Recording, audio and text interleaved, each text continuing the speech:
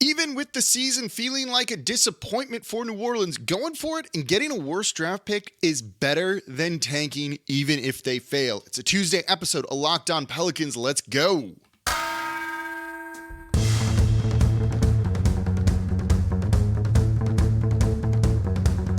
You are Locked On Pelicans, your daily New Orleans Pelicans podcast, part of the Locked On Podcast Network, your team every day. Welcome to another edition of Locked On Pelicans, the daily podcast covering your favorite team, the New Orleans Pelicans at NBA, part of the Locked On Podcast Network, your team every day, available wherever you get your podcasts and available on YouTube. I'm your host, Pelicans Insider, credential member of the media, Jake Madison, at NOLA Jake on Twitter. Here with y'all on this Tuesday game day for the Pelicans. They take on the San Antonio Spurs, basically, as all the games are going forward, a must-win for New Orleans. We'll recap that game in tomorrow's episode. But today, I want to talk about tanking. Should the Pelicans do it? Should they not do it? And the reasons why and why not, and why ultimately not tanking is actually the better move, no matter what the lottery odds might say.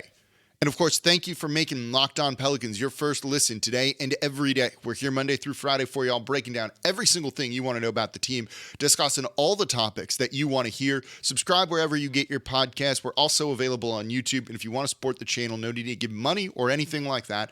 Just comment down below on YouTube. Do you think the team should tank or not? Yes or no? Let me know in the comments down below. So the team shouldn't tank. I'm very certain about this, and the team won't tank either, which ultimately renders this a little bit moot. There are reasons to tank, and we'll get into that in the next segment, but they shouldn't. And the main reason for that is the season is really over. They are very much alive in the standings for the postseason. There is no way they're going to be eliminated until probably the final game or two of the regular season, if it comes to that. And for that reason alone, because you're still mathematically alive, and it's not like they're like 4 or 5 games out, they're right there, you need to go for it. You need to go for it for a variety of reasons, but mainly for the message it sends to absolutely everybody. While the season might feel like it's over, it's not even close to it. They're a half game out of the 10th spot and making the postseason through the play-in tournament. They're 4 games out of the 4th seed. They're 2 games out of the 6th seed and avoiding the play-in tournament altogether. This team is very much alive and in store for everything. But as I mentioned, what message does it send to everybody if this team tries to tank? And I think it's definitely the wrong one. This is the first year in a really long while that we feel the fan base was excited and into it, and the Pelicans had a chance to capture the city of New Orleans, with the Saints having very much a down year. So the fan base is finally built up. What message does it send to the fan base that if you start tanking? When you finally built up the fan base, Pels 12, I'm wearing the shirt for a reason here, is strong. And then you go, nah, we don't actually care about winning and you guys having fun. We're going to go try and lose some games. Get you excited about draft picks in next season. No one wants that. That's going to hurt the fan base. It's going to hurt the bottom line when it comes to money. And given what this team did at the trade deadline, not really doing anything other than Josh Richardson and dumping some money, clearly they care about the bottom line and the money and the revenue that they could be making. So keeping the fan base somewhat happy and content by going for it, I actually think is a really important thing. You know, the fan base, I don't want to say comes and goes, but you see enthusiasm wax and wane for this team. You've got to eventually just build some forward momentum. And that's making the postseason multiple times in a row, something they've done once, twice in the history of this franchise. You need to go for it when you have the opportunity to go for it, even if you lose in the first round. And I'll talk about that in the next segment. You know, this is a team that you look at and people would be really excited about, given everything that they've gone through this year, all of the injuries, Zion not playing much, BI not playing much, the coaching staff having issues, to still kind of come out on the other side of that with a first round playoff appearance and maybe winning a game or two would be a positive, I think. Build up the fan base. That is something that New Orleans has not done a good job of. That's something that making the postseason, even making the play-in tournament, could do for this team. What message would it also send to the players if you were to start tanking now? Everybody is healthy other than Zion Williamson, or everyone's playing, I should say, other than Zion Williamson. No one's fully healthy at this point in the season. This is the same team that made the postseason last year, minus Zion. You're going to tell them, if you start losing games and resting players and finding ways to not have guys get out there on the court, that you don't believe in them. You don't think they can go and win enough games to get into the postseason. You don't think they could win in the postseason, even if you were to get there. What does that say to your players? What type of culture is that truly building here in New Orleans if that's the approach that you take? I don't think it's a good one. And that's why I don't think the Pelicans really should do this at all. The message it sends to the fans, the players, is just not the right one. They went through an accelerated rebuild because they had Zion Williamson. They got a taste of that postseason last year, and now everyone wants more of it. Go for it. If you fail, disappointing. You still have enough draft picks to be able to make a move. Partially why they maybe didn't make a move at the trade deadline was to use and save their assets for a future move, I think. They could have overpaid for Beasley and Vanderbilt, but they didn't because, well, those aren't the moves that are necessarily going to win you a title. So save the extra draft picks that you have for something like that. I don't think it was necessarily only a salary dump and other things, but it's also definitely not, we don't believe in this team. I think they do. They just kind of realize where this season was with some of the injuries that they were having. So save those things for a real big move that vault you ahead of the play-in tournament. Even the Lakers, after making those moves, are just like barely play-in tournament good, and it didn't change a lot of their stats and make them that much better. Maybe it did, maybe it didn't, but not like an elite level team.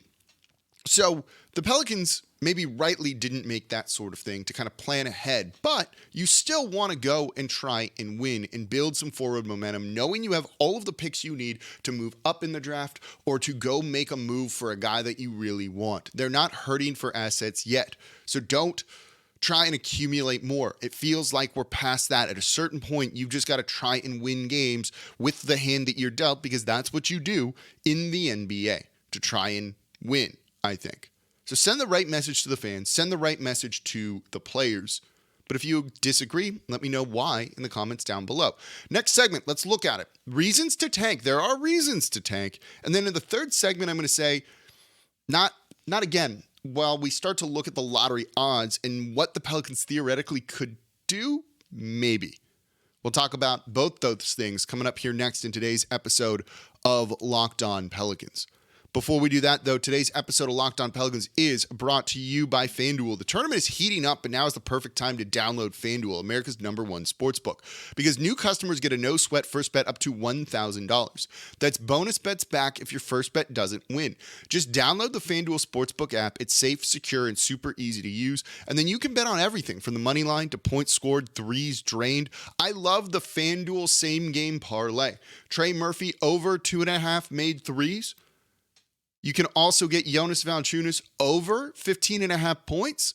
All of those, combine them into a bigger payout with the same game parlay. So don't miss your chance to get your no sweat first bet up to $1,000 in bonus bets when you go to FanDuel.com/lockedon. That's FanDuel.com/lockedon to learn more. Make every moment more with FanDuel, an official sports betting partner of the NBA and the official sports betting partner of Locked On.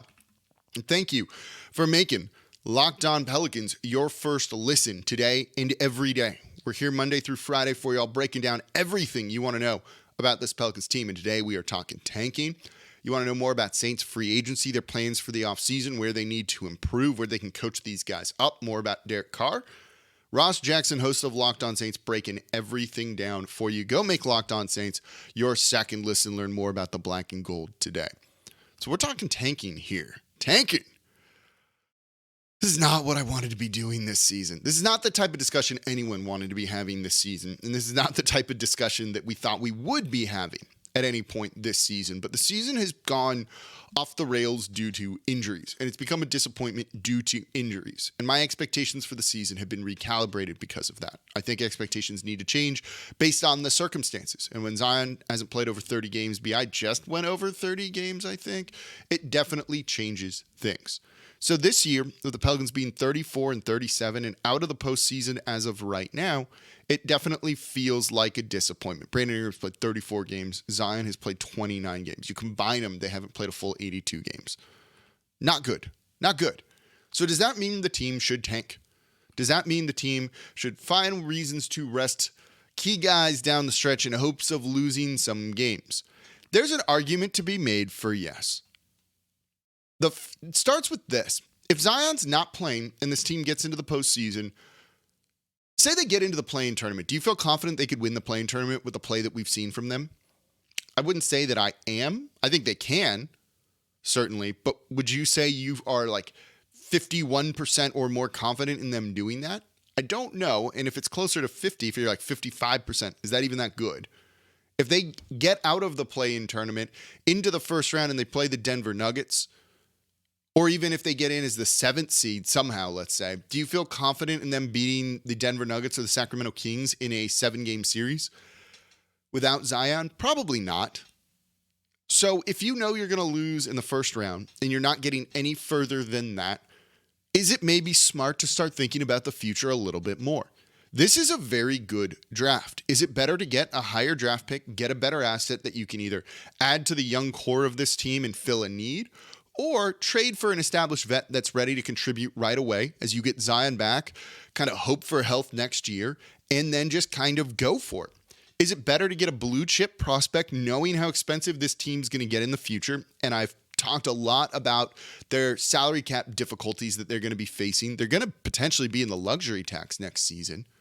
They're under it right now, but when you add a draft pick in, when you add, a free agent in, it's going to do that unless they make some big moves. And if you're going to make big moves, well, you probably need draft picks to facilitate that, and better draft picks only are going to help you in that case.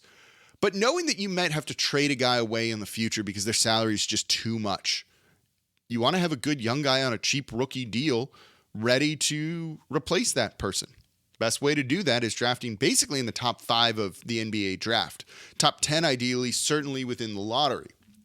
And the Pelicans, given this and the flattened lottery odds, are in position to do it. It's now a lottery for the top 4 picks instead of the top 3 picks. The 4 worst teams, 3 worst teams, all have a 52.1% chance of being in the top 4. It's pretty good odds. The Pelicans right now at 9th have a 17.3% chance, but if they move up a couple spots, you get to 7th, that jumps to 31.2%, almost double. That seems like a good opportunity to kind of play the odds and see what you can do. It's when you look at, think of it as like insurance, right? Like when that scale tips 51%, you go a different direction. If it's 49%, you go another way. Kind of similar here. If you're just going to get bounced out in the first round and getting into the play-in tournament into the postseason isn't going to do much for you, or you have a 2% chance of getting out of the first round of the playoffs, is it better to go with a 30% chance at a top 4 pick? Maybe you get lucky and you get Victor Wembanyama. Scoot Henderson's right there too, a point guard that would fix a lot of what New Orleans needs. Add that kind of creator ball handler they seriously could use. You start to look at it like that and it looks pretty appealing. You're going to do damage to the fan base, but you know what gets a fan base excited almost more than anything else other than postseason success? Draft picks. I promise you it's draft picks. I can tell you by the numbers that I see on the show, it's the biggest time of the year. Biggest time of the year. It's why we spend a lot of time previewing prospects, breaking down prospects, because y'all love this stuff. And I get it. It's exciting to think about the future. A draft pick represents a lot of promise.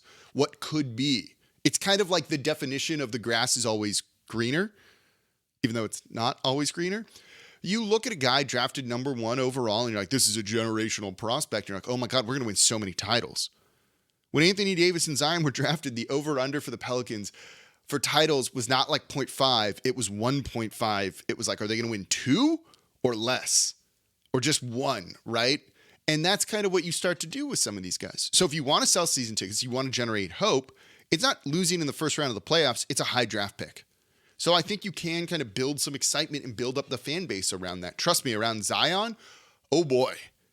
Boot Crew Media will tell you a story about that. They almost got started basically because they heard me talking about it. I don't know if that's the exact story, Justin. I'm sorry, but it's something like that, right? And I was like, I want to get in this game because they were so excited about Zion, they found my show. And we're like, we can do this. And they were right. They could. So it builds excitement. It's true. You know what? They sold out of season tickets more or less that night when they got the number 1 overall pick in the lottery, something along those lines. It can do that for you. It can change the course of a franchise and change your direction. So going for that isn't necessarily the worst idea. I do think it sends the wrong message. And if you don't hit it, oh boy, you end up with like the 9th pick in this draft. And what's that going to really do? But that's where we're going to look at it coming up here next, right?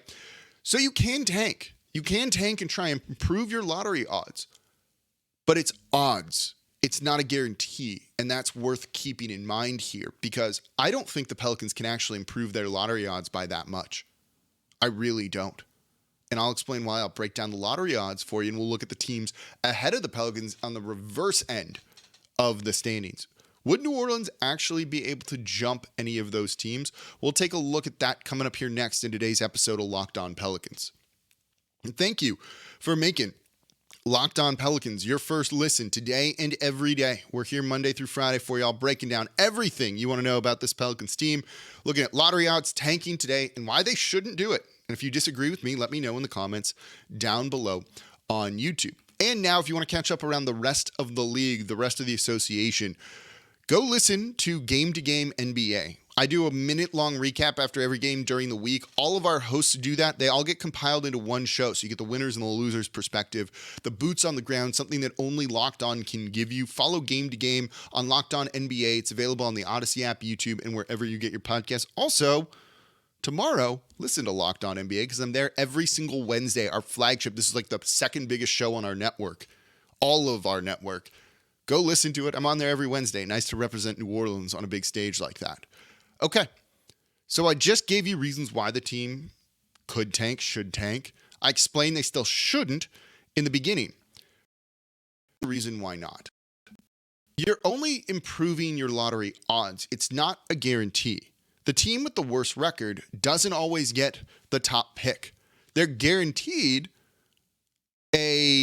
guaranteed a top 4 pick in theory. Every team can drop 4 spots in the draft for the most part if teams behind them jump up.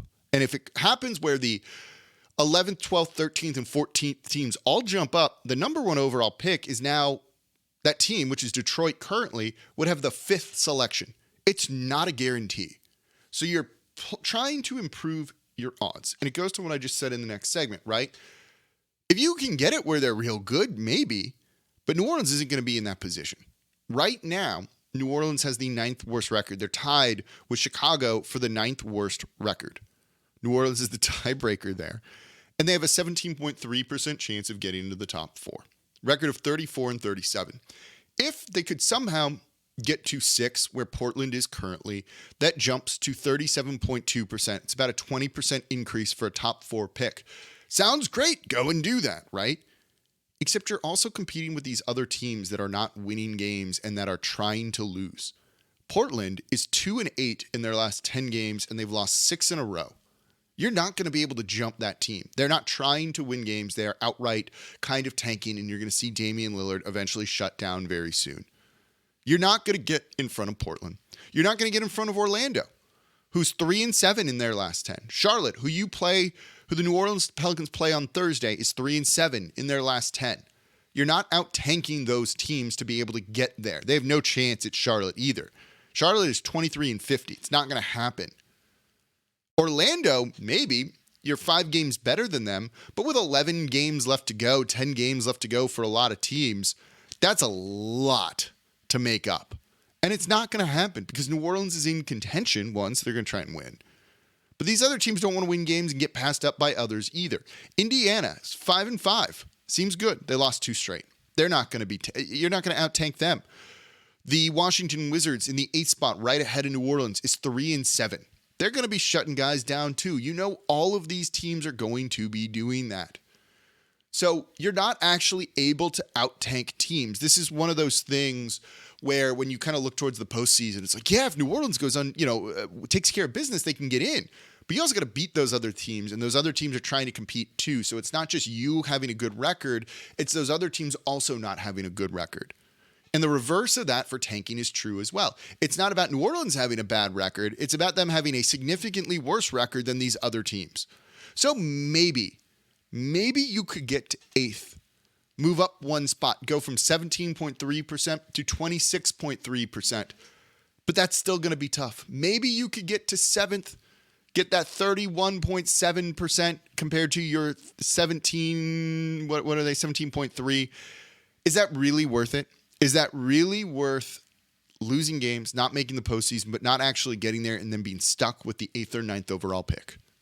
And upsetting your fan base, upsetting your players, sending the entire wrong message, but not having it work out.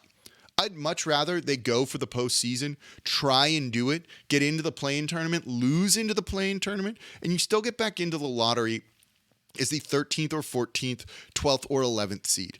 And at worst, you have a chance.